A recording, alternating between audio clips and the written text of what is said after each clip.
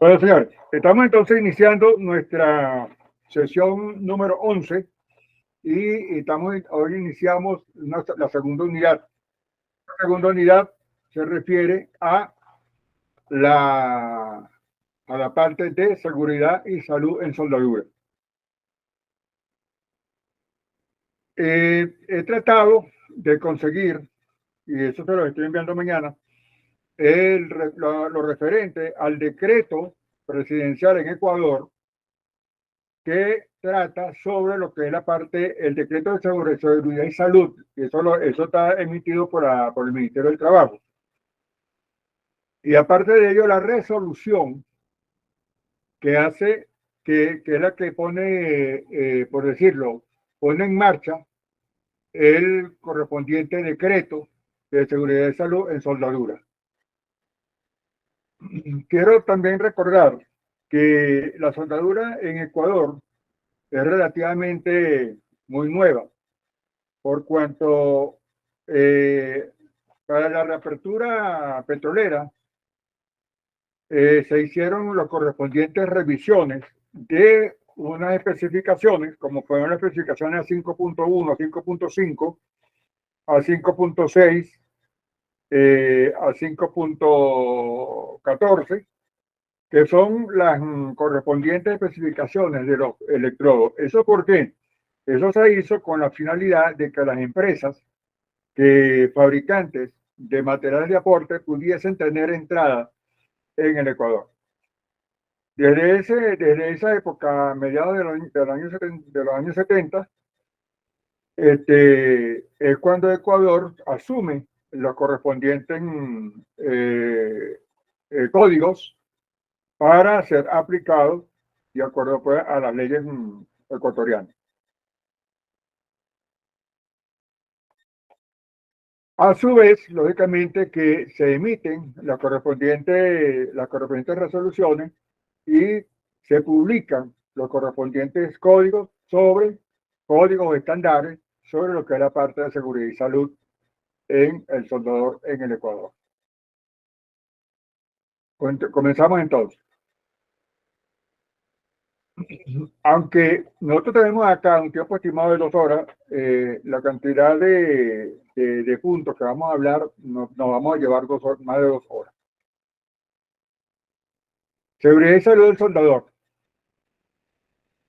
Antes de ahondar en el desarrollo de este módulo, debemos entender, déjenme acomodar esto acá.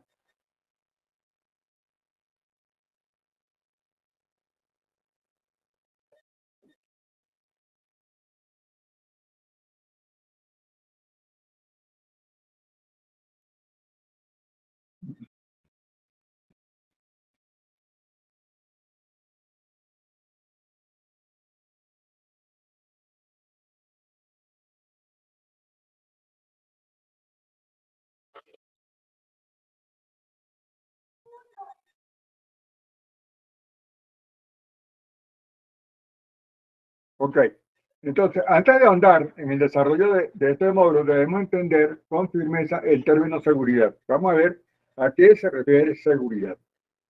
La palabra seguridad debe entenderse como algo libre de riesgos inaceptables.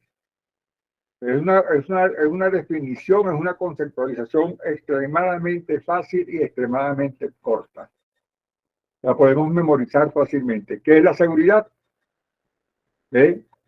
Es toda actividad o toda situación libre de riesgo inaceptable.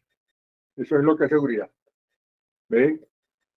Toda actividad o toda situación libre de riesgo inaceptable.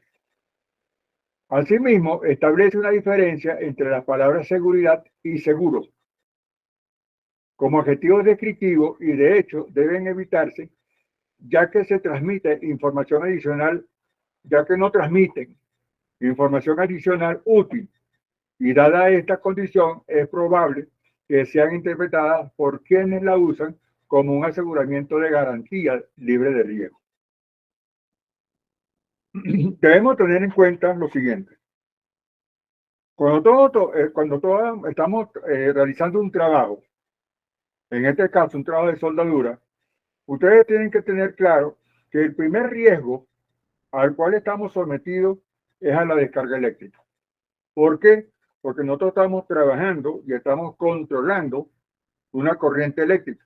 Es decir, nosotros estamos transformando una energía eléctrica que viene de la calle o una energía eléctrica que está siendo generada por un equipo generador de motor a combustión, y en este caso estamos nosotros sometidos a el riesgo de una descarga eléctrica. Estamos trabajando con electricidad. Y quiero decir también que a pesar de que nosotros estamos transformando esa energía eléctrica, la estamos transformando en energía calórica directamente, nosotros estamos también expuestos a sufrir quemaduras. Por otra parte, el arco eléctrico genera una cantidad de calor que por radiación nos afecta también y nos puede generar quemaduras de primero o segundo grado si estamos expuestos directamente a esa luz. Por otro lado, o esa energía térmica, porque es por radiación. Por otro lado, durante la soldadura se van a generar vapores, gases y humos. Entonces, en esa condición, nosotros también estamos sujetos a sufrir de intoxicaciones por exceso de humo. Es intrínseco en la soldadura y nosotros estamos con ella directamente. Estamos afectados porque estamos directos con eso humo. Por lo tanto, debemos tener entonces las precauciones también de no respirar o evitar, de la mejor forma, evitar estar en contacto con la respiración de humos y gases. Por otro lado, también estamos sometidos a ruidos. Nosotros en soldadura estamos sometidos a ruidos. Y una de las actividades de facilitación que tenemos en soldadura es precisamente el uso del esmeril. ¿Ve? Y los decibeles que genera un esmeril son lo suficientemente molestos para el oído porque sobrepasan la cantidad de decibeles que son seguros, ¿verdad?, para el sentido auditivo. Y así básicamente todo aquello que ofrezca un riesgo para nosotros, quiere decir entonces que no estamos en una actividad laboral intrínsecamente segura. ¿Ves? Por esa razón es que cuando hablamos de seguridad y seguro, son dos términos descriptivos muy diferentes. ¿Ok? Una cosa es hablar de seguridad y otra cosa es que sea seguro. La seguridad yo la puedo controlar, la puedo escribir, pero eso no quiere decir que sea seguro. Por ejemplo, yo los estoy observando ustedes en los videos de sus prácticas que están realizando y veo que están incumpliendo con ustedes mismos, porque no es conmigo, no es con la señora Carmen, no es ¿cómo te digo? Con Washington, no es con la Asociación de Soldadores, no, es con ustedes mismos. ¿Por qué? Porque la seguridad es una cuestión de actitud, es una cuestión muy personal. ¿Sí? Es una cuestión muy personal. Y si yo lo internalizo, es porque yo estoy claro de que busco mi seguridad. ¿Sí? Es mi seguridad. Yo puedo velar por la seguridad de otros. Cuando yo le digo, mira, ponte el casco, ponte los lentes, retírate, van a esmerilar, cuidado con que el disco de esmeril se parta, ¿verdad? Ten cuidado cuando estés trabajando con el esmeril, no te acerques, no utilices una bata larga cuando vayas a esmerilar. O sea, todo eso yo te lo puedo decir. Pero si tú no internalizas eso, El que está en mayor riesgo eres tú, no yo en este caso, ¿ves? Ni tu compañero. ¿Por qué? Porque cada uno de nosotros tenemos que velar es por nuestra propia seguridad. ¿Ves? El que va a sufrir el daño eres tú, no yo, no tu compañero. Ellos no van a sufrir el daño lo vas a sufrir tú. Entonces tenemos que aceptar el hecho de que la seguridad comience con uno mismo, no más nadie, no más nadie. Yo puedo imaginarme el dolor que puedas sentir tú por una quemadura. Me lo puedo imaginar, sí, te duele, ok. Pero el dolor como tal yo no lo estoy sintiendo. El ardor yo no lo estoy sintiendo. El dolor no lo estoy sintiendo. Sé que duele, sé que arde, sé que molesta, pero yo no lo estoy sintiendo en ese momento. Eres tú el que lo estás sintiendo. Entonces, tenemos que estar muy claros en eso. Por ejemplo, yo puedo decir o preguntar, ¿tiene los lentes de seguridad? ¿Sí? ¿Tiene los lentes de seguridad o tiene los protectores de los ojos de seguridad? Eso te lo puedo preguntar. Pero el que yo te pregunte por esos objetos de seguridad no quiere decir, mira, ¿estás seguro? No. El lente de seguridad minimiza el riesgo, pero no va a eliminar el riesgo. Lo minimiza, pero no lo va a arriesgar, no lo va a eliminar. ¿Ves? El casco. Si yo te digo, mira, utiliza el casco de seguridad, o por favor, utilicen el casco de seguridad y lo vamos a estandarizar.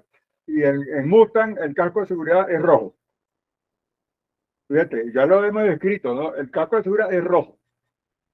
¿Ves? El casco de seguridad puede estar identificado con el nombre del dueño del casco. El casco de seguridad es un objeto personal, no se debe prestar. Cada quien debe tener el casco de seguridad. Pero el casco de seguridad realmente es seguro. Es seguro que no te va a pasar el accidente. Es una protección. Utilizas el casco de seguridad como protección. Pero una caída de objeto en altura te puede caer en la cabeza. Y el objeto puede romper el casco. Y si no rompe el casco, igualmente vas a sentir, vas a tener el evento que está ocurriendo a ti. Otro caso, vamos a utilizar las botas de seguridad. ¿Por qué son las botas de seguridad? Bueno, las botas de seguridad son de cuero, tienen una goma antirresbalante, doble densidad, son vulcanizadas, no tienen costura, son vulcanizadas, deben cubrirte con el pantalón, no pueden estar por dentro del pantalón, o mejor dicho, el pantalón no puede estar por dentro de la bota, por razones de riesgo con las salpicaduras. Si la bota, si el pantalón está por dentro de la bota, entonces tienes que utilizar una polaina. Bueno, en fin, la bota o el zapato es un zapato de seguridad, pero no quiere decir que sea seguro. ¿Por qué? Porque te puede caer algo en el pie, te puede caer salpicadura, te puede caer un combustible. Entonces, lo que es seguro prácticamente en labores de trabajo, no es seguro de que no te ocurra. ¿Ve? Eso de seguro no es seguro, en otras palabras. Por lo tanto, cuando yo digo, ¿verdad? Utilicemos toda la ropa de seguridad, utilicemos los implementos de seguridad, ok, es porque vamos a minimizar los riesgos personales, pero no los vamos a eliminar. ¿Ve? El accidente no lo vamos a eliminar. Hay una expresión que yo utilizo mucho en las charlas de seguridad, es lo siguiente. El evento va a ocurrir, El accidente va a ocurrir, el evento va a ocurrir, porque cuando hablamos de seguridad, no hablamos de accidentes, hablamos de eventos. ¿Ve? Entonces, el evento va a ocurrir, pero lo que pasa es que no sabemos cuándo, no sabemos cómo, no sabemos dónde y no sabemos quién es el protagonista de ese evento. ¿Ve? No sabemos cuál de nosotros es el que va a sufrir la peor parte en un accidente. Pero el evento va a ocurrir. Todos los días nosotros salimos de nuestras casas, pero en el momento que salimos de la casa comienza a haber un riesgo.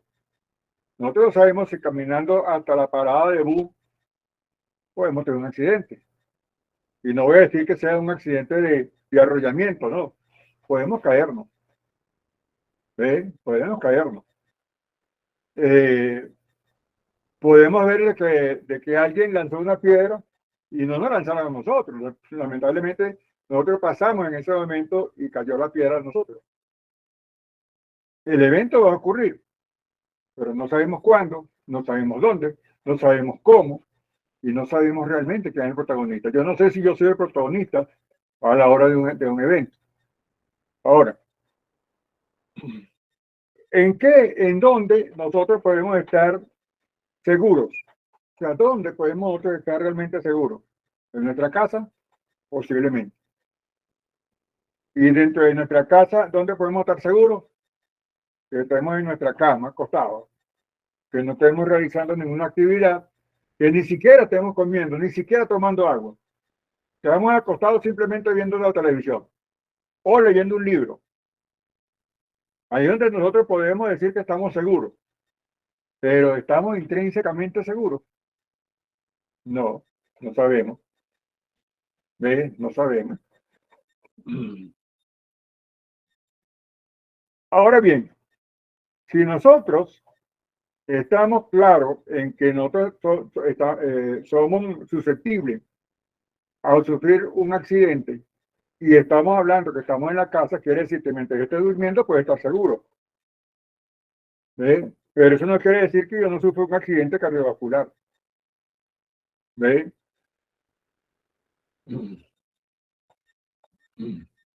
O no puede estar ocurriéndome un accidente cerebrovascular. Es esto que estamos hablando de un accidente, y a pesar de que es una cuestión de salud interna, es salud de cada uno de nosotros. Pero hablemos, si nosotros eliminamos esa posibilidad y hablamos de que pasamos una noche feliz, una noche contenta, nosotros dormimos bien, ¿verdad? No tuvimos pesadillas, despertamos a la hora, pusimos el despertador nos despertó, nos sentamos, y en ese momento, cuando nos sentamos a la orilla del colchón o a la orilla de la cama, ¿verdad? Ponemos los pies calientes, ¿verdad? En el piso frío. ¿Y cuál es la gran probabilidad que exista de que simplemente el hecho de poner los pies calientes en el piso frío se genere un accidente? Es decir, sufre un shock térmico. No es la primera vez que una persona le ocurra. ¿Ven? O que después que estés sentado a la orilla de la cama, te levantas, das el primer paso y te enredaste con la sandalia, o te enredaste con una media, o te enredaste con un zapato, te caíste. Y digamos que esa caída a nivel, porque esas son caídas a nivel, porque estamos a nivel del piso, lo que te genera es una luxación en la rodilla. A lo mejor no te dolió en el momento, pero a la medida que comienzas a caminar, a la medida que te vas yendo al trabajo, comienza el dolor. Ya a la mañana no estás soportando el dolor. Ya a las 10 de la mañana estás en el centro médico. Ya a las 11 de la mañana estás metido en un quirófano. De algo que nosotros pensábamos que no teníamos nada. Buenas noches, ingeniero. Buenas noches con todos. Buenas noches. Entonces, esa situación, son situaciones que se nos están presentando. Salimos a la calle, Entonces, el hecho, si mientras yo estaba acostado y me levanto, ya el riesgo aumenta en un 10%. ¿Cuánto es el riesgo cuando salga al trabajo? Es decir, ya salí de mi casa, ya estoy caminando hacia el bus. Entonces, ya yo tengo un 50% de probabilidades de sufrir un accidente. Ya yo tengo el 50% de sufrir una probabilidad de daño. Lo que tampoco puedo decir, ¿verdad? Que el evento está ocurriendo, pero no sé a qué magnitud va a ser el daño. Eso tampoco lo podemos predecir. Pero sí le puedo decir que para que ocurra un evento, tiene que ocurrir una cantidad de variables que determinan que entre todas, cuando actúan todas, se produce el evento. Pero si nosotros logramos controlar una sola de ellas, ya el evento no ocurre. Entonces, por eso es que cuando hablamos de seguridad y salud, nosotros no podemos, tenemos que hablar son de probabilidades, ¿verdad? Ahí se llevan estadísticas, sí, hay estadísticas, pero no podemos predecir hacia dónde se dirige el evento o de qué manera viene el evento. Y así hay muchos casos que uno se pone a estudiarlo y uno dice, bueno, pero ¿por qué ocurrió? ¿Por qué ocurrió el evento? ¿Por qué ocurrió ese accidente? ¿Por qué Pedro se murió en ese accidente? No, porque entonces ahí donde decíamos, no, porque le tocaba. No, hay una cantidad de variables que están provocando que eso ocurra, pero siempre y cuando esas variables actúen todas al mismo tiempo. ¿Ve? Por ejemplo, Pedro sale de su casa, sale exactamente a la hora, camina hasta la parada de bus. Ya está por agarrar el bus y se recuerda que se le olvidó una galga de medición, un calibre de medición. Entonces él dice, ya viene el bus, o agarro el bus o voy a buscar la galga, o voy a buscar el calibre. Entonces, decido, voy a buscar el calibre. Ya no agarro el bus, sino que se va por la parte del bus para pasar la avenida y resulta ser que viene el vehículo del otro lado y se lo lleva. Entonces, ahí es cuando decimos, no, pero ¿qué pasó? Pues si es que ya él estaba por agarrar el bus, sí, pero él se regresó. ¿Ve? Él se regresó y por norma él no se metió por la parte delante del bus, sino que se metió por la parte de atrás del bus.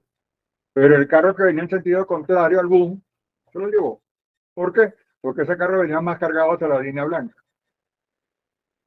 Entonces, ahí es cuando nosotros hablamos de una cantidad de variables que se suscitaron en ese momento. ¿Ve? Desde el momento en que él se le olvida el calibre. A lo mejor Pedro puso el calibre para que no se olvidara, lo puso sobre la peinadora, porque él sabe que estando en la peinadora no se le va a olvidar. Pero en el momento antes, minutos antes de él salir, el hijo agarró el calibre, ¿verdad? Le llamó la atención, agarró el calibre y eso puede pasar. Y ese fue el motivo por el cual él se le olvida el calibre. Y se dan las condiciones para que el accidente sea con él. Entonces, para pasar al otro punto, esta primera diapositiva es clave para nosotros entender todo el tema que vamos a tratar. Seguimos. ¿Alguna pregunta? No. Ok, entonces observen. El término riesgo se define como la combinación de la probabilidad de ocurrencia de daños y la severidad de los mismos. Se dice que cuando nosotros estamos a nivel y nosotros vamos a firmar un permiso de trabajo, se deben evaluar cuáles son las probabilidades de tú tener un accidente a nivel. O sea, la primera probabilidad que nosotros debemos tener a la hora de evaluar los riesgos en el trabajo que vamos a realizar son las caídas a nivel. ¿Ven? Ajá, entonces te pregunto, pero ¿por qué puede ocurrir una caída a nivel? Ah, bueno, porque en la parte donde yo voy a trabajar hay objetos atravesados en la vía, puede haber cables, pueden haber pedazos de electrodos calientes, pueden haber cuerdas, en fin, cualquier objeto que nos obstruya el paso y hace que nos caigamos. ¿Ven? Ahora, ¿cuáles son los riesgos a nivel de la cabeza? Ah, bueno, resulta ser que por donde yo voy a pasar, hay gente que está trabajando en la parte de arriba. Hay personas que están trabajando sobre unos andamios. Entonces tenemos el riesgo de que algún objeto desde el andamio se caiga. Un martillo, un instrumento de medición, qué sé yo, un recipiente. ¿Eh? Y el recipiente, aunque nosotros podamos cargar el casco de seguridad, no fue el casco donde nos pegó en el hombro. ¿Eh? O el recipiente cae al suelo a unos 10 centímetros de nosotros, es decir, nos pasó rozando la cara, pero nos accidentamos con él. Entonces, esos son los riesgos que nosotros podemos, y estamos a nivel de piso.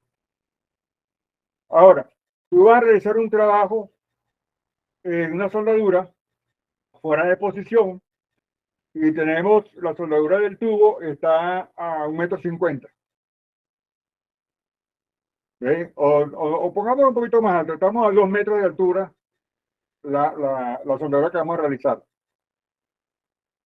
Entonces necesitamos, para trabajar ergonómicamente, porque ojo, el hecho de que nosotros trabajemos en fuera de posición y que tú puedas llegar con tranquilidad a dónde está el punto que vas a soldar, no quiere decir que la soldadura te vaya a quedar bien si es que tú no estás guardando bien la ergonomía para realizar esa soldadura.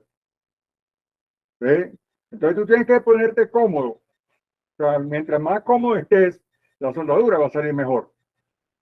Entonces, si nosotros tenemos que buscar una escalera, un recipiente, una caja donde nosotros montarnos para poder llegar con mejor alcance a esos 2 metros de altura, y ahí estamos trabajando en altura.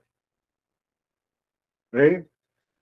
Ya estamos trabajando en altura. Entonces, hay empresas que dicen, no, consideramos altura ya a partir de 1 metro de altura. No, es que cualquier 10 centímetros que tú necesites ya no estás en el suelo, estás dependiendo de algo que está sobre el piso. Entonces tenemos que evaluar esa situación. Tenemos que evaluarla y en la medida en que la cuestión se vaya haciendo más arriba, entonces el riesgo va a ser mucho mayor. Ya se necesita, ¿verdad? El arnés.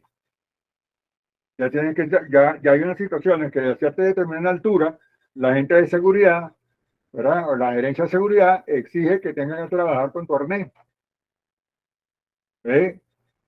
¿Por qué? Porque se tiene el riesgo de que ya a 1 metro de altura puede sufrir daño, ¿verdad? A nivel de la cadera, a nivel de glúteo, a nivel de las piernas, a nivel de la costilla, porque no sabemos de qué manera vas a caer.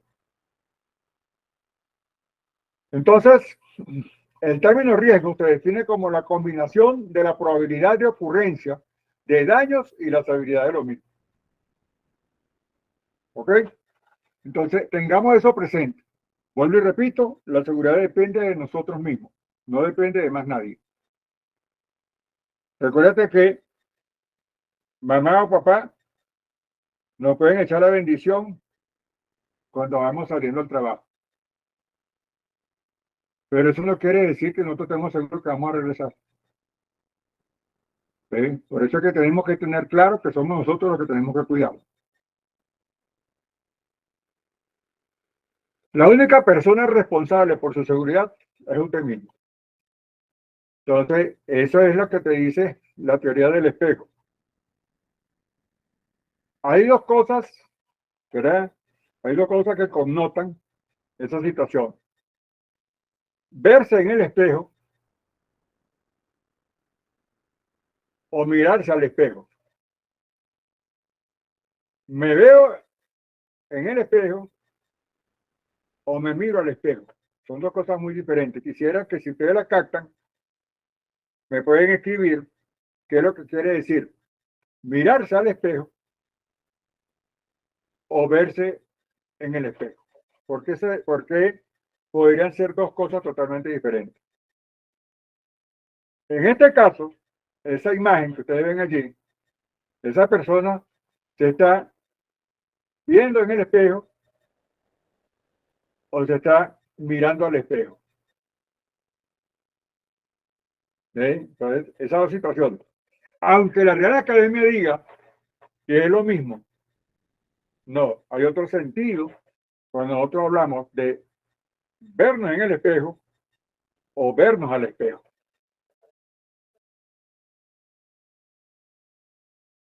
¿Quiénes rigen la seguridad y salud del soldador? Vamos a tratar de aumentar el tamaño de esto.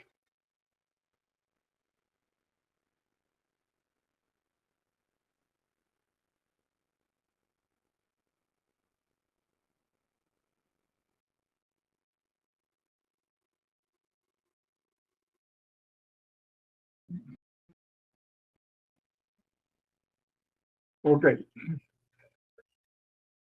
Las instituciones nacionales, en primera instancia, son las instituciones nacionales. Por ejemplo, aquí en el Ecuador, la institución nacional que rige la seguridad del trabajador es el Ministerio del Trabajo. Es una dependencia del Estado, el Ministerio del Trabajo. Pero a su vez van a existir otras instituciones, como es la institución del Cuerpo de Bomberos. Ellos rigen ciertos códigos, ciertos estándares que las empresas toda empresa, todo negocio debe cumplir con ciertas normas mínimas. Por ejemplo, si tú vas a poner una carnicería, una pescadería, debes cumplir con ciertas normas de seguridad. ¿Ve? Debes cumplir que tu negocio no tenga en las paredes o que las paredes sean de materiales inflamables, por ejemplo. Eso lo regula el cuerpo de bomberos o las instituciones bomberiles. Transporte de carga. Los transportes de carga, por ejemplo, vamos a transportar gasolina, vamos a transportar gas en vehículo. Entonces, hay unas normas internacionales que te dicen cómo debes tú transportar ese, ese, ese, ese, esos recipientes, ¿ve? Pero que lógicamente, que a pesar de que las normas sean de carácter internacional, el Estado debe realizar los correspondientes trámites para para que ese estándar internacional sea estandarizado en el Estado. Por otro lado, tenemos instituciones internacionales, ¿ve? Y la mayor parte de la América se rige por las instituciones americanas. Por ejemplo, la American National Standard Institute, Instituto Nacional Estadounidense de Estándares. Esa era ANSI. ¿Ve? Esta institución tiene, lógicamente, una representación en el Congreso de los Estados Unidos, que es lo que da fe de que esos estándares han sido emitidos para que todas las empresas estén sometidas bajo ese estándar. Si hacen el resto de los estados, no se van a poder inventar las leyes. ¿Para qué? Si ya está hecho. Lo que hago es que ese estándar lo tomo y lo adapto y lo nacionalizo, en otras palabras. El otro estándar sería el manual de seguridad en soldadura y corte. Ese manual es el Z49.1 y da las recomendaciones de uso de equipos y accesorios para la seguridad personal del soldador. Manual de educación práctica y protección de la cara en actividades de soldadura, Z87.1. Esto que Z49.1 recomienda el uso de equipos y accesorios para la seguridad. Es decir, Z49.1 da las recomendaciones para el uso de los lentes de protección, por ejemplo, las gafas de protección. Te da el uso de casco de seguridad bajo un estándar. ¿Ve? Inclusive especifica los colores de acuerdo a la actividad del trabajador y el cargo del trabajador. Especifica las botas de seguridad, especifica los uniformes, especifica los accesorios de seguridad. Todo eso lo especifica Z49.1. Pero el Z87.1 exclusivamente especifica lo que es la protección de la cara. Protección de la cara y de la cabeza.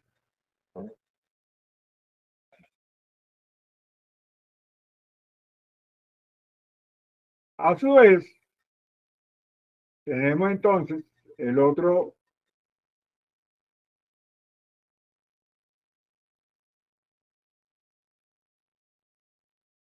estándar, vendría siendo el 29 CFR 1910 1200. Ese refiere a la seguridad en labores de soldadura. Riego requerimiento de la hoja de seguridad para los materiales de aporte en soldadura, así como de los equipos para soldar. Este es el Material Safety Data Sheet, MSDS. Esta es una hoja que todo electrodo en su caja debe venir acompañado de esa hoja de seguridad. Esa hoja, MSDS, es la que dice qué tan contaminante puede ser el electrodo con el que vas a soldar. Y eso es un reglamento y eso todos los soldadores, todas las fábricas, los fabricantes deben cumplir con esa hoja de material de seguridad. Lamentablemente, aquí está ocurriendo algo grave. Que a nivel de Sudamérica, nosotros no hemos dejado de preocuparnos por reclamar esa hoja. Y por seguridad, yo como inspector, a la hora de un trabajo dado, yo puedo poner en duda el electrodo con el que voy a trabajar porque no tengo los datos de seguridad. Eso lo vamos a ver un poquito más adelante. Todos los electrodos tienen ciertos elementos aliantes y de acuerdo al fabricante esos electrodos, esos elementos aliantes pueden variar en cantidad. Pero hay unos elementos aliantes que tienen que estar extremadamente controlados. Y uno de ellos es el plomo. Otro es el zinc y otro es el estaño. Son tres materiales muy parecidos. Plomo, estaño y zinc. Y en la tabla periódica esos materiales están en el mismo periodo. ¿Ve? Y cuando digo eso, es que son materiales que el punto de fusión es muy bajo. Son puntos de fusión que a 270 grados funden en 270 grados. Pero nuestro arco eléctrico hemos dicho que está a 3000 grados. Por lo tanto, en el momento que nosotros estábamos soldando y esa cantidad de elementos aliantes no cumple con los reglamentarios, quiere decir que cuando en el momento en que yo abro arco, ese material va a pasar a forma de gas o de humo inmediatamente sin pasar por el estado líquido. Es decir, no funde, sino que inmediatamente sublima, ¿verdad? Y se va a desplazar en forma de humo. Y en esa forma es como nosotros lo vamos a respirar. Esos tres materiales son altamente tóxicos. Y en la misma escala, primero está el plomo en toxicidad, le sigue el estaño y le sigue el zinc. ¿Ven? Todos generan problemas en el sistema nervioso central.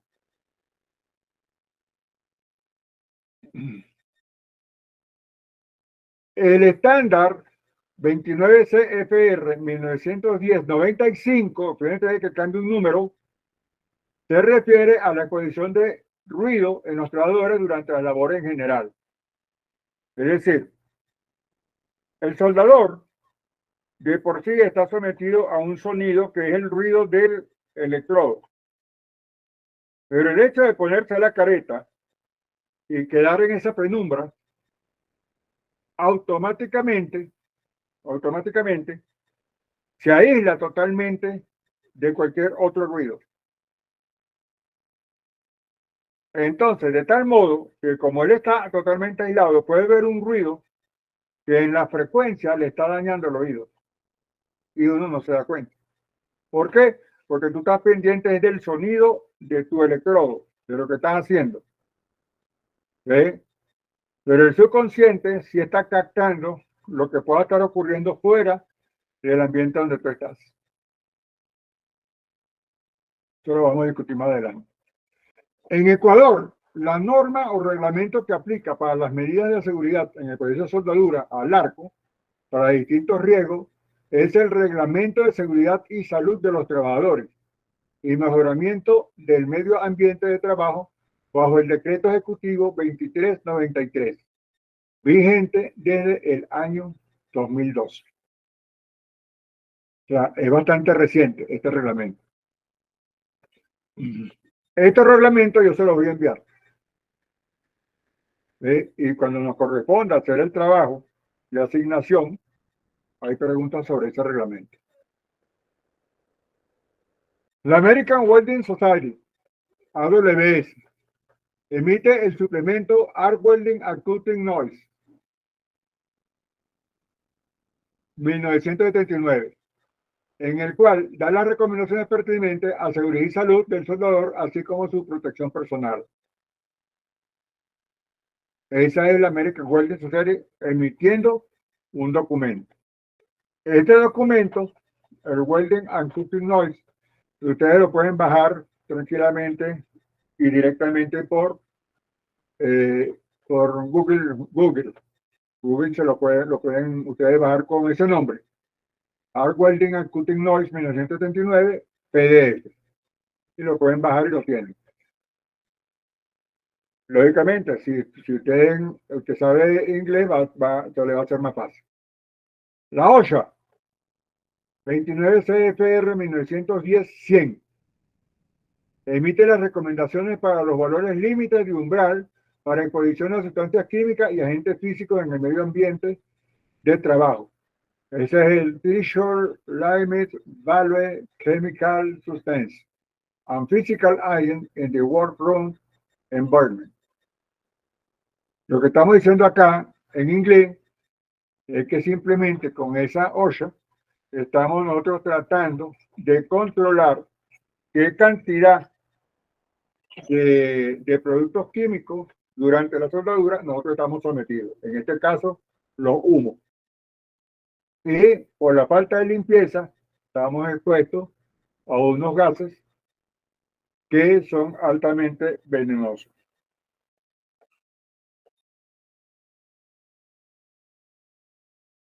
Y luego tenemos entonces los factores de exposición del soldador. ¿A qué, como nosotros como soldadores, a qué estamos expuestos? Primero, factores de exposición del soldador son la posición de la cabeza. Es decir, ¿cómo te ubicas tú o cómo está ubicada tu cabeza con respecto al flujo de humo? Eso es lo que tenemos que ver con la posición de la cabeza. ¿Ven? Tú tienes que ver por dónde viene el humo, hacia dónde bota el viento. Y si estás en un espacio confinado, tienes necesariamente que tener extractores de humo. Si el ambiente es bastante abierto, tienes que medir hacia dónde coge el humo. Y entonces, si come a la derecha, si el humo va hacia la derecha, tu cabeza debe estar a la izquierda. ¿Ves? Si el humo va a la izquierda, tu cabeza debe estar hacia la derecha, siempre en contrario con la dirección del viento. Por otro lado, el tipo de ventilación en el área de trabajo o taller.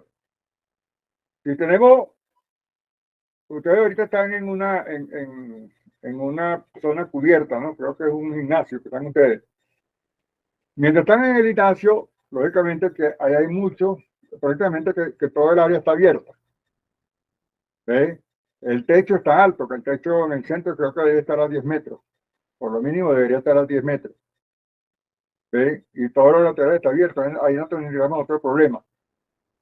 El problema lo tenemos es cuando nos acercamos mucho al punto donde estamos soldando.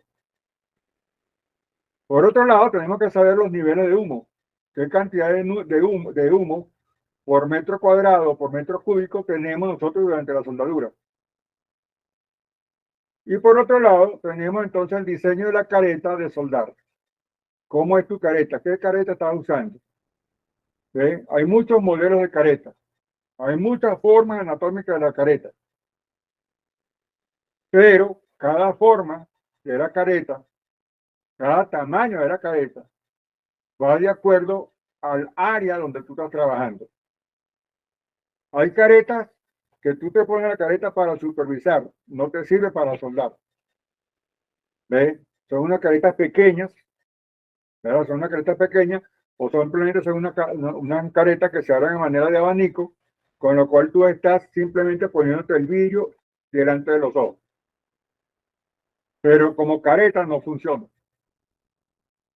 Entonces tenemos que tener claro el diseño de la careta de soldado. Esta careta del centro es la que llamamos careta tipo huevito. Es una careta muy tradicional.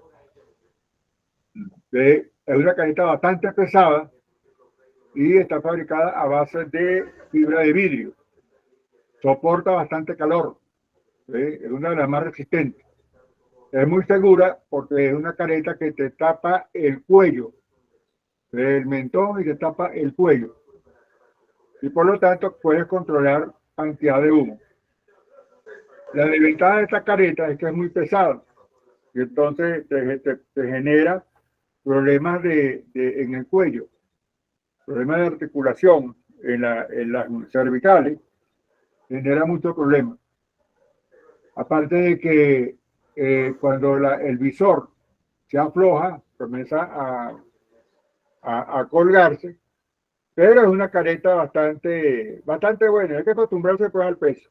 Pero lógicamente, teniendo otra alternativa más cómoda para que, lógicamente que es una careta que, bueno, ahorita es cara porque la han modernizado, le ponen colores, le hacen dibujitos y la ven. Esta careta que tienen ustedes a mano izquierda es una careta tipo panorámico, mientras que estos vidrios son de 2 pulgadas por 4. Esta va a ser de 4 por 10.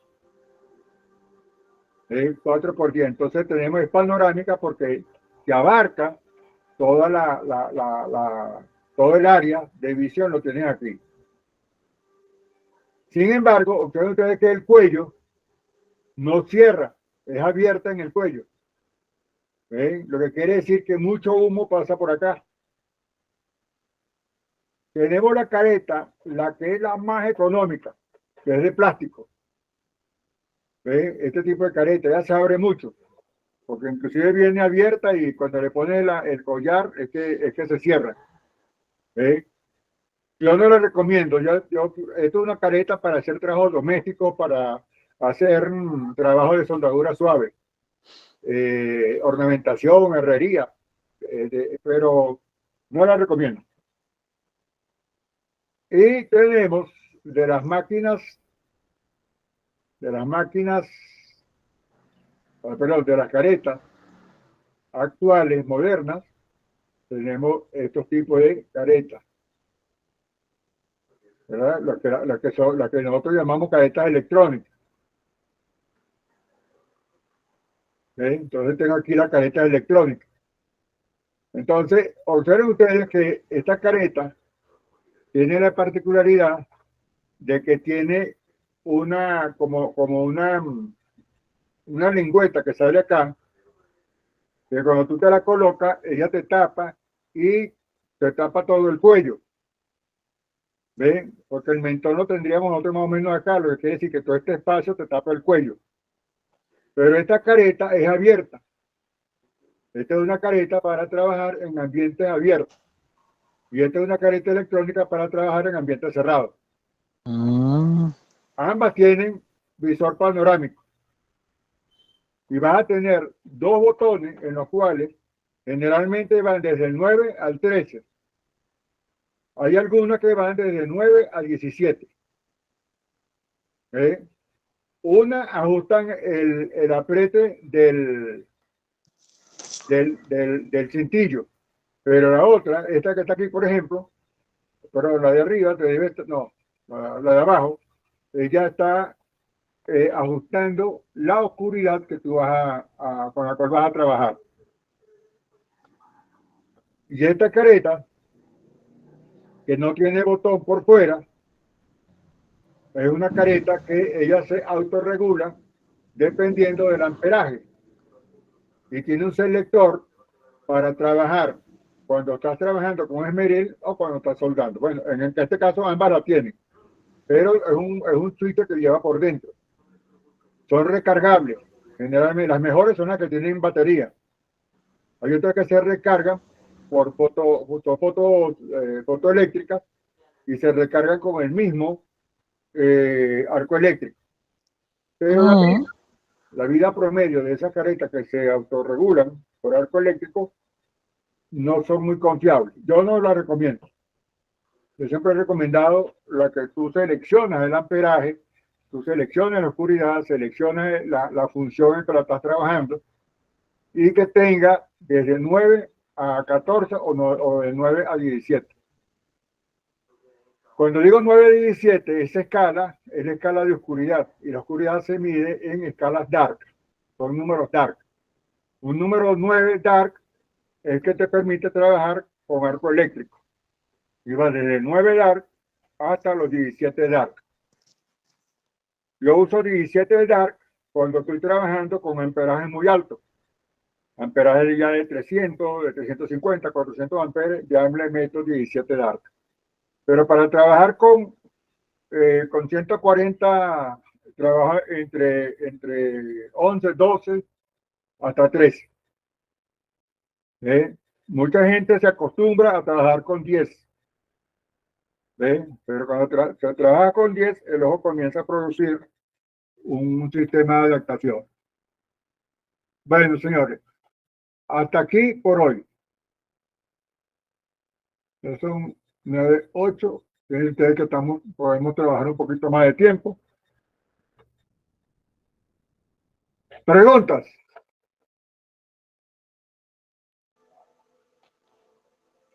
Profe, ¿a qué se refiere cuando habla un sistema de adaptación? ¿Cómo dices? ¿A qué se refiere a que el ojo entra en un sistema de adaptación? Ah, no sé si ustedes se han dado cuenta que muchas veces el soldador se le genera una carnosidad que va desde el lagrimal hacia adentro. Ese es un sistema de adaptación. El ojo está generando una capa para protegerse. ¿Ve? ¿Por qué? Porque estás utilizando mal el número de sombra. Y si nosotros sin saberlo, el ojo comienza a generar esa carnosidad. Entonces muchas veces esa carnosidad hay que retirarla, ¿verdad? Quirúrgicamente. Eso es un ambulatorio. Pero es una condición del ojo que comienza a defenderse de tanta cantidad de luz. A eso me refiero del proceso de adaptación del ojo. ¿Otra pregunta? Profe, exactamente qué numeración se debería utilizar aquí en donde estamos haciendo las prácticas. Ustedes deberían estar trabajando entre 10 y 12, preferiblemente 11 o 12. Pero todo depende del nivel de adaptación de cada quien. Porque muchas veces la persona en el número 12 no ve nada. Entonces hay que bajarle, pero eso se va haciendo, lógicamente, eh, tú haces tu práctica, pones tu careta y sueldan, por ejemplo, con un 332, qué amperaje tienen y puedes ver bien el arco. Si es con un octavo, si ves que te encandila mucho, entonces subes más. Pero es una cuestión de que cada quien lo va adaptando. Pero lo que tienen es que no acostumbrarse a trabajar con valores muy bajos. He visto soldadores soldando en 9 y 9 es para soldar con oxoetileno, ¿ves? O oxipropano. No deberías trabajar en 9, no deberías trabajar en arco eléctrico. Inclusive en 10 estás muy a la raya. Entonces hay que procurar irse a 11, 12, 11, 12. En soldadura TIC, por ejemplo, te piden 14. ¿Ves? Y sobre todo si es aluminio, porque esa es otra cosa, saber qué material vas a soldar para tú saber qué tanto es el espectro de luz que genera cada material. Porque esa es otra cosa, ¿no? Para los que hayan visto soldar aluminio, ustedes ven que la luz es muy incandescente, es muy blanca. ¿Ves? Y el arco se hace rosado. Pero en el caso del acero, dependiendo del porcentaje de cobre que tenga, el acero tiende a ser verde. ¿Ves? Tiende a verse la luz verde. Es otra manera, pues, de también uno analizar en la medida que te vas familiarizando siempre con la soldadura. Entonces estamos hablando acerca del daño potencial de los humos. Van a depender de cómo nos pueden a nosotros dañar los humos, cómo afectan nuestra salud. O sea, en primer lugar, tenemos que conocer la composición química del material corpuscular. Cuando hablamos de material corpuscular, estamos hablando de las partes sólidas que se encuentran en suspensión en el momento en que el humo se levanta. Hay partículas muy pesadas y que lógicamente, así como es muy pesada, van a haber partículas muy livianas. Las muy livianas son las que van a estar circundando en todo el ambiente de nuestro taller, de nuestra área, y las más pesadas son las que nosotros vamos a tener contacto directamente con ellas. Precisamente por lo mismo, porque son más pesadas, tardan más en subir y por lo tanto van a estar más alrededor de nosotros en el momento que estamos haciendo la soldadura. Por otro lado, la concentración en la zona de respiración del soldador. Recuerden ustedes que nosotros tenemos la concentración, debería estar más o menos en un área de unos 60 por 60. Estamos hablando de unos 3.600 centímetros cuadrados. Es el área que nos estaría circundando a nosotros esa cantidad de humo. Y por otro lado, el tiempo de exposición, ¿verdad?, en los cuales nosotros estamos sometidos a esos gases. Supongan ustedes que un electrodo revestido, nosotros lo tenemos, un electrodo de 350 milímetros, quemando nosotros los primeros, pónganse que tenemos los primeros 350, 345 centímetros, en un tiempo más o menos de un minuto, por decir algo así, ¿no? En un minuto tenemos 345 centímetros quemados. Entonces tenemos que ver la masa que tenemos nosotros en el electrodo, o sea, es decir, cuánto nos pesa un electrodo y en ese peso, cuánto representa la varilla, el metal, y cuánto representa el revestimiento. Y sobre eso nosotros vamos a ver qué porcentaje de revestimiento y del metal, lógicamente, pues se va a convertir en humo. Ese porcentaje es el que nos va a estar afectando a nosotros en el momento que estemos haciendo la soldadura. De todas maneras, esto lo vamos a concentrar nosotros en la OSHA 29 CFR 1910-1200.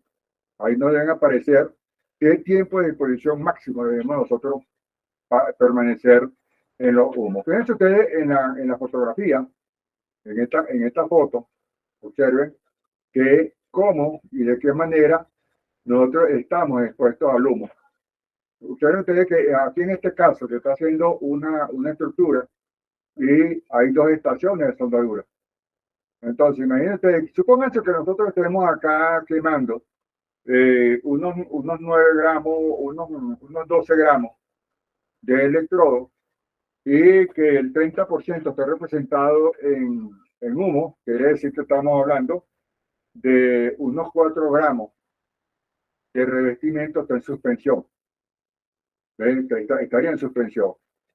Entonces, más la otra estación, los humos que son más livianos son los que se van a esparcir por todo el espacio, se van más rápido.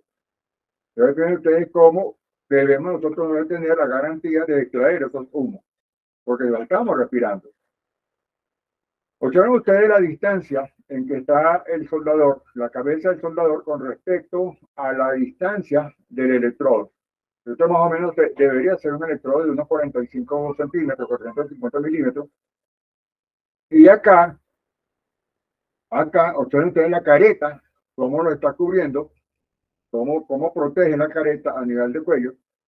Y por lo tanto, nuestro soldador estaría a esa distancia, pero en la medida en que esto se vaya consumiendo, él se vaya acercando la cara hacia la parte donde está el humo. Pero son cuestiones que nosotros debemos tenerlas claras como soldadores y como estamos velando nuestra propia seguridad. Nuestra salud es la que nosotros estamos comprometiendo en la medida en que nosotros no le pongamos cuidado a esto que le estoy hablando. Por otro lado, la ventilación del área de soldadura depende de volumen de espacio donde tiene lugar la soldadura. Yo le decía, ¿verdad?, que nosotros debemos tener un espacio por lo menos de 2 por 2. Serían 4 metros cuadrados el área. Pero la altura es la que nos va a afectar en este caso, porque en la altura es que nosotros vamos a conseguir el volumen de humo. Entonces, por eso que necesitamos tener el volumen de espacio. Entonces nosotros indicamos que nosotros tenemos unos 4 metros cuadrados de área, pero si tenemos unos 4 metros de altura, por ejemplo, tendríamos 16 metros cúbicos. Eso es lo que tenemos aquí. ¿Ves? Y entonces van a haber unos valores que nos lo dicen los estándares de cuántos serían para nuestra seguridad los metros cúbicos de área de trabajo. Por otro lado, el número y tipo de estaciones que generan contaminantes. Muchas veces nosotros nos vamos a encontrar en talleres que nosotros podemos estar soldando con electrodo revestido, pero hay otros soldadores que están soldando con alambre, ¿verdad? Y entre los alambres unos estarán soldando con sólidos y otros estarán trabajando con tubulares.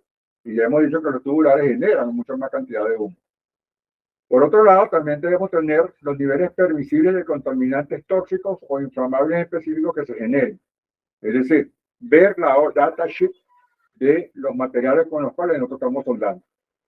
Más adelante voy a mostrarles a ustedes una data sheet y cuáles son los materiales que debemos nosotros estar pendientes. Otro es el flujo natural de aire y las condiciones atmosféricas generales del lugar o recinto donde se están realizando las labores de soldadura. Esto se refiere a qué tan ventilado y qué tanta libertad hay para que el aire que entre corra, que el aire que entre pueda salir, entra y sale. Esto lo llamamos corrientes de aire. Generalmente cuando se están haciendo soldaduras en talleres, ahí se ubican las mamparas. Entonces las mamparas también van a reducir el área de trabajo, porque no es lo mismo trabajar en un taller a techo abierto. Cuando digo techo abierto es que no tengamos más nada por los alrededores y el humo pueda subir, ¿verdad? Si el techo tenga unos 5 metros o más, mucho mejor. Pero si estamos por debajo y poniendo mamparas, quiere decir entonces que nosotros confiscamos más el humo. Por otro lado, la ubicación de la zona de respiración para los soldadores y otras personas en relación con la contaminación, los contaminantes u otras fuentes. Hay algo aquí que nosotros, por lo general, no se toca el tema, que es que el soldador debería hacerse un chequeo.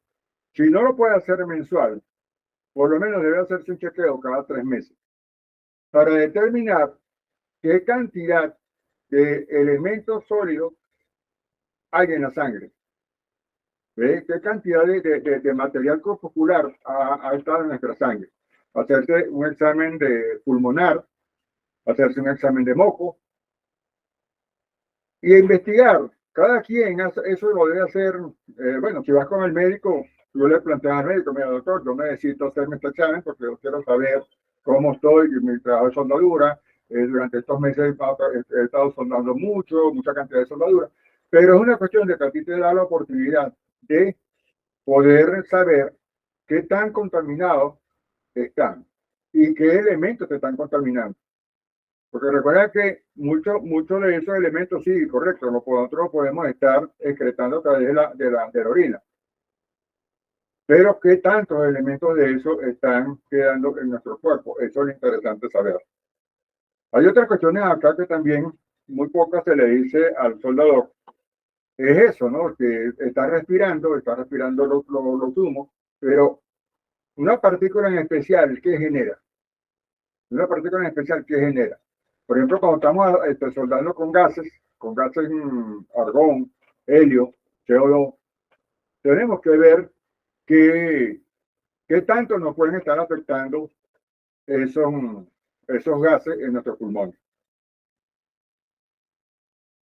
El supervisor y el inspector de soldadura deben asegurarse de garantizar al soldador un espacio abierto cuando se van a realizar soldaduras con materiales de alto riesgo. Entonces, quiere decir que nosotros debemos estar muy pendientes de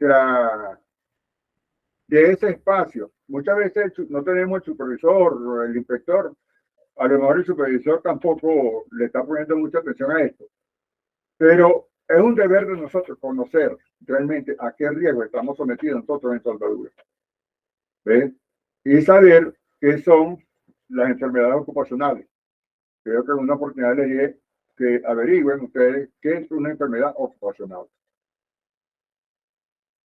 En cuanto a las condiciones de ventilización bajo techo, es decir, estamos en un taller y el área de soldadura debería ser de 284 metros cúbicos por estación de soldadura para el soldador. No ustedes que son 284. Yo le estaba haciendo referencia a ustedes de unos 16 metros cuadrados. Imagínate tú, en 16 metros cuadrados, en 16 metros cúbicos, cuánto nos estamos nosotros respirando. Y vea tú que el estándar te dice que deberíamos tener por lo menos libre 284 metros cúbicos por estación de soldadura. La altura del techo del área de soldadura debe tener como mínimo 5 metros. Yo les estaba hablando a ustedes que nos podemos conseguir nosotros en una situación de hacer soldadura inclusive en techo de 3 metros de altura. Pero un galpón debería tener 5 metros o más. Eso está entre 5 y 12 metros, dependiendo pues, del diseño del galpón. La capacidad de plantas de ventilación no deben ser menores de 47 metros cúbicos por minuto. Es decir, cualquier sistema de extracción de humo debe tener la capacidad de extraer 47 metros cúbicos por minuto por cada metro cuadrado de área de superficie. ¿Sí? Entonces, si yo tengo 4 metros cuadrados, quiere entonces decir que ese 47 lo voy a multiplicar por 4 para entonces tener un extractor de aire que me permita sacar esa cantidad de humo del área de mi trabajo. Puede ser un ventilador, bueno, claro, cuando se va a colocar el ventilador, no es que vas a colocar un ventilador para que te eche aire a ti, no, al contrario, es al contrario que se coloca el ventilador. Es para que saque el humo, no para que entre. Y cuando se usan campanas móviles, como las que les mostraba en la fotografía anterior, no deben tener una capacidad menor de 30 metros cúbicos, a una distancia de 50 a 60 centímetros de distancia. Las características y condiciones de oxigenación en el área de trabajo. No debemos tener la cantidad de oxígeno mínimo respirable que nosotros requerimos para la vida son 21%. Y la cantidad de oxígeno por volumen de espacio no debe ser menor de 19%. Cuando ya es menor de 19%, nos estamos sometiendo a un alto riesgo de sufrir contaminación, de sufrir problemas respiratorios, desmayos. ¿Ve? Si nosotros bajamos esa proporción. Y si es menor por debajo, pues inclusive bueno, estamos sometidos pues, a riesgo de muerte. La cantidad de oxígeno enriquecido para una atmósfera respirable no debe ser menor de 23%. Por encima de ese valor, por encima del 25%, es riesgoso para la salud esa por concentración de oxígeno. Los materiales tóxicos que son intrínsecos a la soldadura, algunos de ellos son el antimonio, arsénico, el bario, el berilio, cadmio, cromo, sobre todo el cromo. El cromo se presenta de dos maneras, cromo 3 y cromo 6. ¿Ves?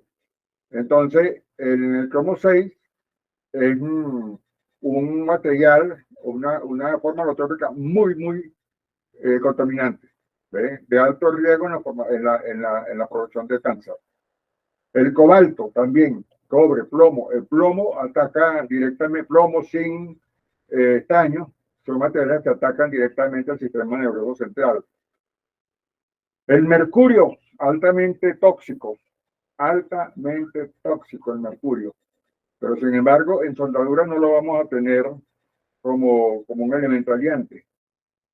El níquel también origina problemas. Selenio origina problemas. El selenio origina problemas a nivel genético y nos condiciona el crecimiento.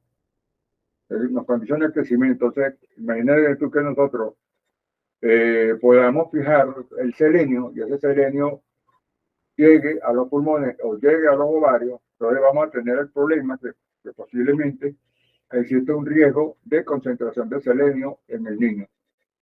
Plata, bueno, todos los materiales en exceso, todos estos materiales que nosotros estamos aquí describiendo en esta diapositiva, son materiales que dependen de la cantidad, en cuántas partes por millón, en cuántos miligramos se están consumiendo dependiendo de la cantidad de humo. Eso es lo que nosotros tenemos que evaluar. El valor máximo de los humos de soldadura, 1 por cada miligramo por metro cúbico de humo. Ese es el valor máximo que nosotros debemos tener. Ya por encima de un 1%, ya es riesgoso para nosotros. Ya debemos comenzar a sentir los síntomas de intoxicación por humo. Deben tomarse las debidas precauciones sobre este valor límite de umbral, incluyendo las personas ajenas a los trabajos de soldadura. Porque donde yo digo, ¿verdad?, que muchas veces existen soldadores que no son soldadores. ¿Por qué? Porque se están inhalando los mismos humos que inhala el soldador. Ellos no son soldadores, pero inhalan el mismo humo que se está inhalando el soldador. Entonces es una cuestión que hay que tenerlo mucho en cuenta también. Los cilindros de gases comprimidos. Los cilindros o recipientes de presión usados como contenedores de gases se fabrican bajo especificaciones del Departamento de Transporte de los Estados Unidos. Es decir, ese es un estándar que nosotros aplicamos y que ese estándar debe estar acogido por cada país a nivel de Latinoamérica que aplican esta especificación. Generalmente el cuerpo de bomberos trabaja con esos estándares. El Ministerio del Trabajo también debe completar esos estándares. Las instituciones del Seguro Social también deben completar esos tipos de información. El ANSI Z117, requerimientos de seguridad para trabajo en tanques y otros espacios confinados, emiten las regulaciones que aplican el manejo de los cilindros de envases de gases a presión.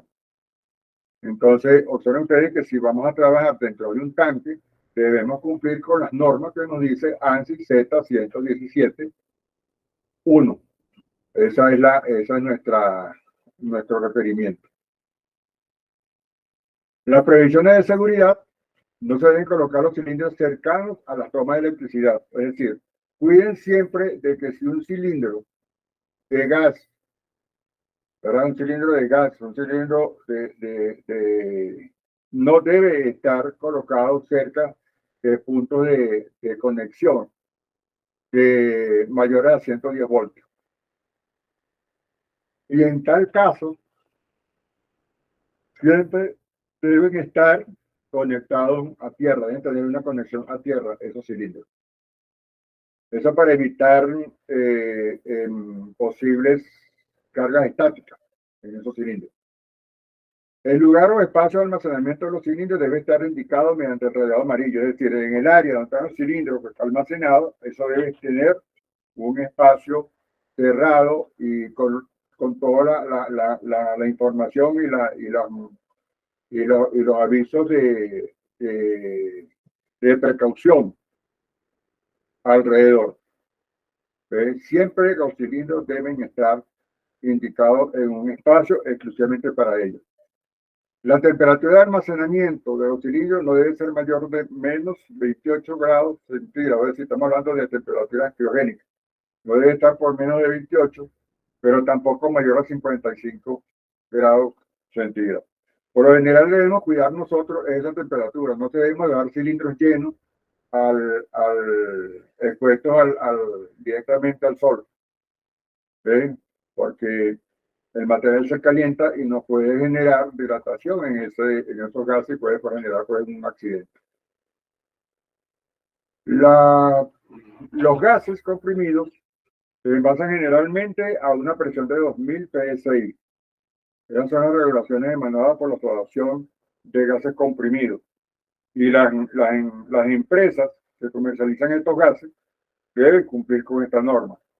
No se deben llenar los cilindros por encima de los 200 psi. Sin embargo, aquí existe la cuestión de que por razones de mercadeo yo quiero vender más, quiero ganarme el cliente, entonces yo le regalo 500 psi por encima, por el mismo precio y sales ganando, porque te estoy regalando 500 psi más.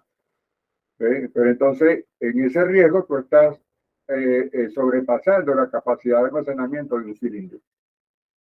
Por otro es, antes de usar los cilindros comprimidos, debes percatarte de si el cilindro está lleno.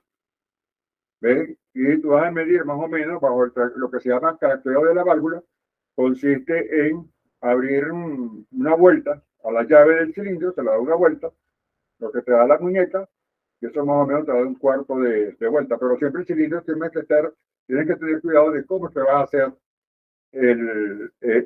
esa prueba. La boca del cilindro siempre tiene que estar mirando hacia un lado, nunca al frente de ti, para que no te pueda pegar en la cara. Instalar dispositivos de alivio de presión cuando tenemos sistemas completos, ¿verdad? Para la distribución de gases, deben colocarse sistemas de alivio, válvulas de alivio, cosa de que a la hora de que se recargue un sistema de distribución de estos gases, se pueda disparar y nos regula pues la presión. Un sistema de seguridad. Una precaución que debemos tener en soldaduras es que cuando nos corresponde pueden cortar o hacer soldaduras oxidatilénicas, no se debe soldar con acetileno, no debemos soldar acetiluro de cobre, no se debe soldar cobre electrolítico o bronce. No se deben soldar con acetileno cuando estamos haciendo soldadura oxidasa. Los gases usados en soldadura tenemos oxígeno, acetileno, que es la combinación para hacer soldadura bracing, soldadura fuerte, metilacetileno propaleno para cuando estamos soldando con propano, hidrógeno, gasolina. En este caso, la gasolina se utiliza muchas veces, ¿verdad? En depósito cerrado, dejando un espacio entre la gasolina y un espacio de aire para que se liberen los gases y a través de un sistema de tubería extraemos ese gas y podemos hacer aplicaciones de corte con esa gasolina. En cuanto a las precauciones, los cilindros de acetileno utilizan espuma de acetona, una espuma bañada en acetona, y que el cilindro de acetileno no puede tener más de 15 PSI, puesto que la acetona se disocia y a esa cantidad se disocia y explota violentamente el cilindro. El acetileno y el metil propadieno no deben estar en contacto con plata, mercurio, porque ocurre lo que anteriormente decíamos, ¿verdad? Nada de esto no se permite hacer soldadura oxoacetilénica o oxipropano cuando tenemos plata, mercurio o otras relaciones que contengan porcentajes mayores del 70% de cobre. Ojo con eso. En cuanto a las gases de protección en soldadura, tenemos el argón, el helio, dióxido de nitrógeno, dióxido de carbono. Y está en amarillo porque el dióxido de carbono es el más utilizado. Es el más utilizado, es un gas reactivo. Él es el que va a formar el CO2, ¿verdad? Pero nos forma también una molécula de monóxido. Entonces hay que tener mucho cuidado con las concentraciones de CO2 que se nos puedan estar generando en un trabajo determinado. El dióxido de nitrógeno se utiliza también en soldadura, sobre todo especialmente en procesos especiales. El argón y el helio son los más utilizados en la soldadura de acero, inclusive en aluminio, manganeso también, magnesio. Se utiliza mucho el argón y el helio. El electroshock, otra condición a la cual nosotros podemos estar sometidos en cuanto a riesgo, es el electroshock. Un electroshock ocurre cuando una descarga eléctrica suficientemente grande pasa a través de nuestro cuerpo y causa diferentes efectos a nuestra salud.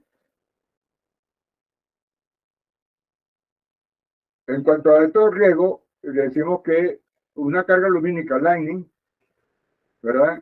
Un lightning es una descarga eléctrica, pero que no es de riesgo. Es una descarga eléctrica muy pequeña.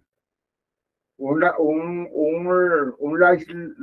lightning ocurre cuando nosotros nos cargamos eléctricamente y descargamos esa energía y generamos un pequeño arco eléctrico. Entonces, ahí, eso es un lightning y generalmente no es de alto riesgo. Lógicamente, cuando no estemos en un espacio confinado donde existan concentraciones de combustible. Por encima de 6 milímetros, perdón, por encima de 6 miliamperios, estamos considerando que un valor primario de shock. Ya nosotros con 6 miliamperios debemos sentir la descarga y esa descarga puede causarnos daño fisiológico.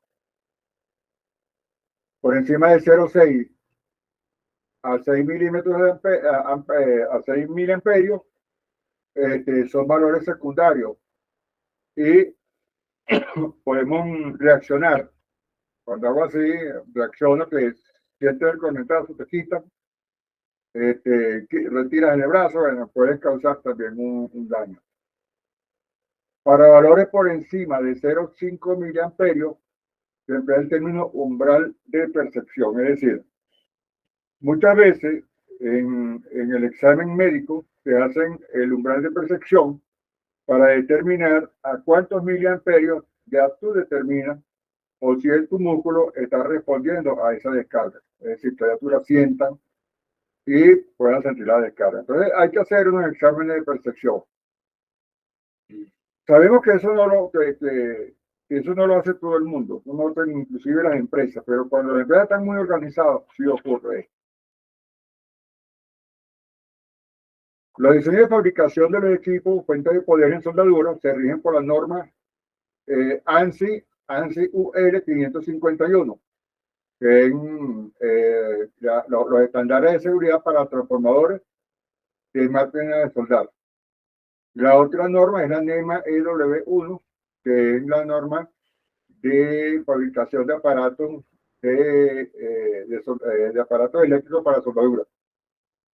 Y la ANSI NFPA, los 70 National Electric Code, también rige la fabricación de las máquinas de soldar. Pero quiero decir que en Ecuador debe existir el Código Nacional Eléctrico del Ecuador, debe referirse también a lo que son las máquinas de soldar, debe hacer referencia, porque es una obligación que cada país tenga su respectivo Código Eléctrico Nacional.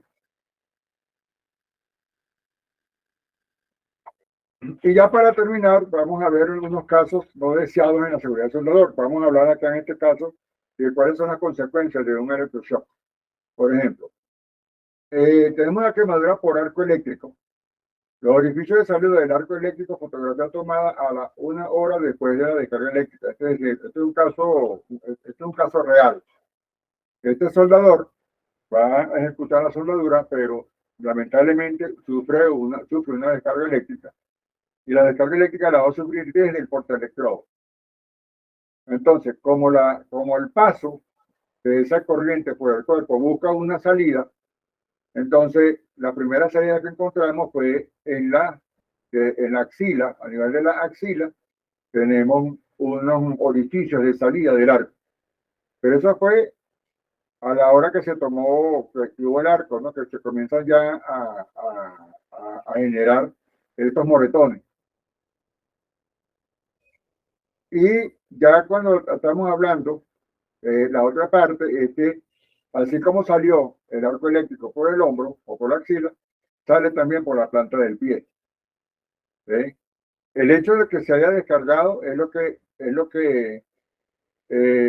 no deja que este soldador haya muerto, pero sufrió daño fisiológico.